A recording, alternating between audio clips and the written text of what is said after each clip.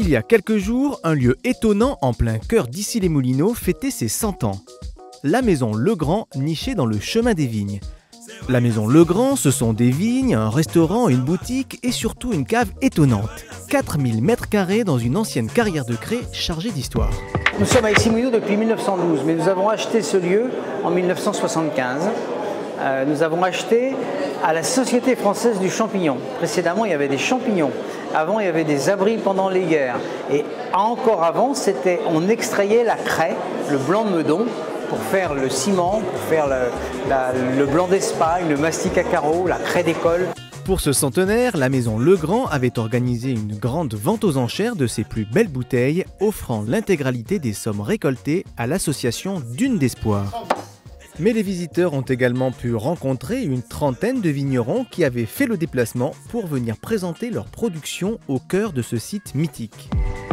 C'est une occasion quand même unique de fêter ses 100 ans avec eux, d'avoir le privilège d'être là. Je pense que c'est un très très grand moment. Les gens sont ravis, j'ai eu d'excellents commentaires et ça fait beaucoup de bien. Je savais qu'il y avait des caves, mais j'imaginais quelque chose d'assez petit. C'est gigantesque, c'est très beau, très bien arrangé, très bien aménagé. C'est assez incroyable d'avoir ça à Issy-les-Moulineaux. C'est l'occasion de découvrir des bons vins, c'est l'occasion d'en acheter également. Visiblement, il y a de bonnes choses en réserve en plus. Et comme chaque année à cette période, le Chemin des Vignes accueille de jeunes lycéens pour les vendanges. Venez par ici les enfants.